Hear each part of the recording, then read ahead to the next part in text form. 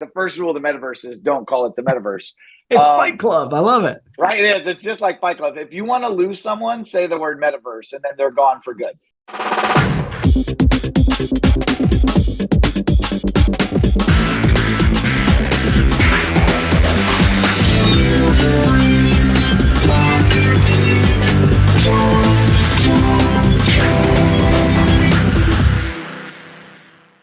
Hey there, and welcome to a brand new episode of Delivering Marketing Joy. I am your host, Kirby Hasseman, and I am honored today to be joined by a good friend of mine, first-time guest, a new rock star for the show. He's the Chief Experience Officer at Thumbprint. Love that title. It's Brian Gill. Thanks so much for joining me, man. Yeah, man. Thanks for having me, dude. Fan and happy to be here. Appreciate you. Yeah, no. So Brian and I have met over a bunch of different events through our industry, and so this is the first time us sitting down. But I actually wanted a channel to the last event you and I were together at, which was at Promotions East, and you were on a panel talking about some cool things that you guys are doing in the metaverse. And before I ask the question, I want to say that you did a really nice job of sort of explaining it to the people in the room who don't understand it all. So I thought that was really cool. So can you talk a little bit about that project and what's going on with that?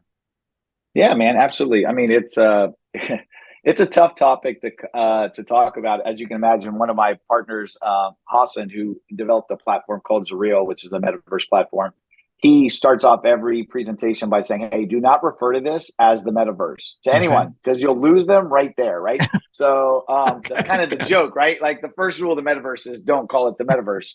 It's Fight Club. I love it. Right, it is. It's just like Fight Club. If you want to lose someone, say the word metaverse, and then they're gone for good. So good to know. But no, it's no. So the metaverse is a lot of things to a lot of different people. I think the biggest thing I was trying to convey is obviously sitting in that room, I'm pretty aware of the audience, and at the day I want them to understand that, hey guys, this is it can be a lot of different things to different people, but this is not playing games. Like at the end of the day, I'm not interested in this, right? To build the next Sim City. I'm trying to solve real problems for clients, which is, in our space right now, everyone loves to call themselves, solutions providers. Well, if you're going to call yourself a solutions provider, then you need to be aware and educating yourself of all the solutions that are not just here today, but what's coming, right? Yeah. And so that's really what piqued my interest in this. And what we're finding is it's a conversation that everyone's willing to have with us right now. So every business from small to large to enterprise is struggling with how do we communicate to our people? How do we engage our people?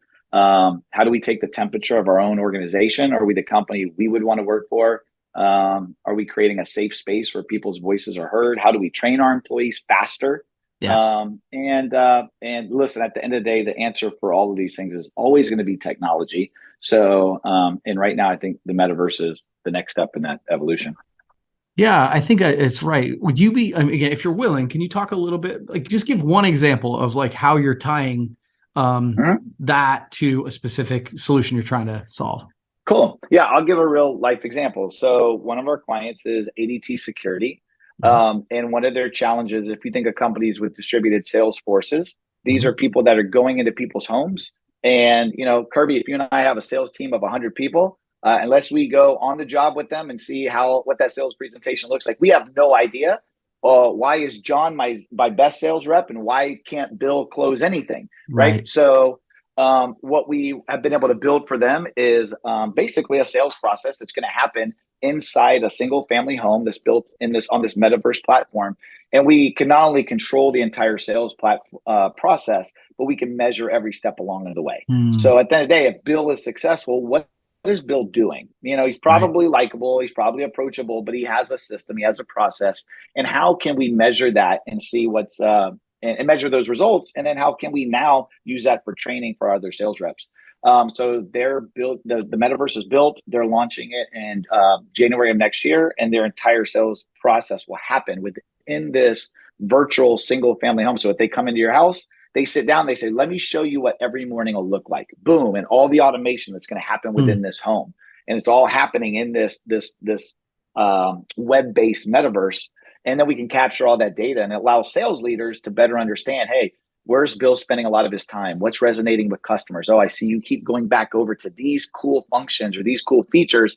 That seems to be what's resonating and turning getting us across the finish line to close a deal. And then the data and the metrics is just, I mean, listen, at the end of the day, otherwise you're going to say, hey, Bill, so what did they like? How'd it go? How do you feel about it? Right? Like that, those days are gone. We need to measure things with data. And that's, so I'll be launching in a couple months. It's something we're excited to be a part of. That's really cool, man. And I love the way that you talk about it in a way that, at least for me, it makes me understand. So why did you decide to dive into it? How, and I guess the follow up is sort of how's the response been? Yeah. It's, I think ultimately one of my best friends is a gentleman named Hassan, and he owns a company called Zureal. It's XUREAL.com. And talking with Hassan, I'm a big tech nerd. I love technology. So I just love anything that makes my life easier, that automates processes for me, makes it easier for me, frees up my time. It helps me better understand how to make better decisions. Right. And as I'm talking to all these customers over the years, we pride ourselves on, as an organization, we try to be innovators. We're trying to lead with technology. And as companies were struggling with remote work, obviously everyone's talking about Zoom and everyone's trying to figure out, oh, how do we do trade shows remotely? Like that was the big thing.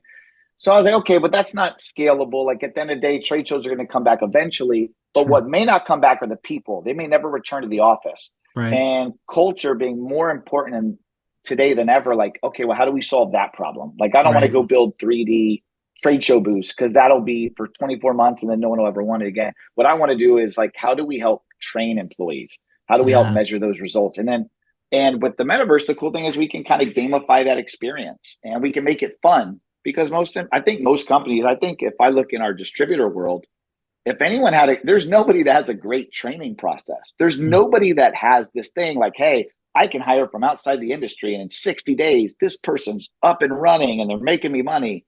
No, these are long-term investments. I'm investing in employees for 6 to 8 months before they ever really help my business, if that makes sense. Unfortunately, that's the truth. So if that's a challenge for me with 32 employees, imagine what that is for a Hertz with 18,000, for a Chewy with 16,000. Like, God, I would hate to be them. And that's to me where I just kind of pitched it. We were in a large RFP, a promotional products RFP, and I included one little page about the metaverse and gamifying the training experience and measuring results. And they cared a lot more about that page than anything else that was in the RFP presentation. And it just reinforced to me, like, dude, this is something people are willing to talk about right now. So that's cool. That's really cool. So I guess, and maybe this is fair, maybe it's not, because I know it's still new, but have you learned any specific lessons so far? And if so, what would they be? Yeah, I mean, I think some of the challenge are integrations, right? So everybody is like, how you got to make sure that, like all things with technology, you don't want to add another piece of technology to your technology stack. It's got to be able to talk and integrate with everything else they're working in. So, whether it's Monday or Asana or Workday or Coupa, it's limitless, right? So when you're looking to be a solutions provider, you're looking to provide technology to a client, you got to really understand what's available, what APIs, how do we connect? That's what got us, so interested in Zureal, is just it's so accessible, and I can go in and I can basically say yes to every question. Well, can you integrate with this? If we want to do an onboarding experience, and I don't want to manage when was Kirby's start date, when's his birthday, and if he gets a promotion, I can't remember this stuff in a spreadsheet to ping him. So all these data points, sometimes they're coming from multiple softwares and all coming into this metaverse to create a very cohesive, automated like ecosystem, right, of recognition and communication. So that's one thing we learned. Another thing is who owns the data, right? So one thing you got to remember as a distributor, I actually couldn't sign the contract with ADT because I don't own the data. The data lives and resides on this platform. So, and it's not my proprietary platform. So that's one thing you got to keep in mind when you're signing these deals. You're going to have to be with a partner that you trust, because they're probably going to sign the deal with the customer, because they're going to be protecting the data, not you, the distributor. So that was something we didn't really think about until we got into it. Like, oh yeah, that's actually a pretty important piece of this. This is really cool. So, okay. So thank you, by the way, for taking the time to go through this, because I think this is really interesting. So final question for you. So because as you've kind of alluded, the technology can be a little bit overwhelming sometimes. So then there are nuances to all of it. So what advice would you give to people who are like, well, I'd really like to start offering different things like this? What advice, where should they start? That's a great question. I mean, I would just say, I mean, just find time to do the research. It's really hard. This is something you can't dabble in, right? Yeah. Like Okay. it's just like anything else. If you're going to be a print solutions provider, you got to dive in. You got to understand paper. You got to understand ink. You got to understand print runs and price breaks and all these things. This is something you can't really dabble in. Don't just, a lot of people made the mistake dabbling in crypto, right? And they think, oh, I knew enough. I'm just gonna, everyone gets rich off Bitcoin. So I think what you're taking to your customers is a huge undertaking, and it requires you to be knowledgeable, but also to be able to bring the right partners. So I would say partner with someone. Go in and find someone that owns a technology company. Don't be the expert, know enough to be dangerous, but bring someone to the table that can sit beside you and really understand this world. Yeah. But I mean, get started, man, is the biggest thing. Just understand what's out there and what's available. This is not going away. And what we've found is, I think what's exciting for me at Thumbprint, and I think should be exciting for a lot of people in our industry, is the large brands or any brands, most of the time they're investing in their customers and all front facing, everything for their customers. They're not always looking to use that technology for their employees. And I think it just opens up an amazing door for you to walk through and say, hey, I know you're focused on your, on getting as many people at Wayfair to come in and buy furniture. Hey, let me show you what I'm going to come in, and I'm going to make sure I empower your team and train your team and make sure you keep your best people. So I think it's just a really cool door to walk through and say, hey, I'm going to help you do your job better, Yeah, so that's really cool. Well, Brian, thanks so much. I really appreciate you taking the time to talk a little bit about this. We'll have to do this again sometime, and we'll see each other soon. Yeah, next time I'll see you in the Metaverse, but we don't do podcasts. I'll just send you a link and you'll just create your avatar and I'll meet you there. How's that sound? That sounds like an awesome idea. Awesome idea. Well, thanks, man. I appreciate it. Well, cool, buddy. Yeah. Well, that's going to wrap up this edition of Delivering Marketing Joy. We'll see you next time.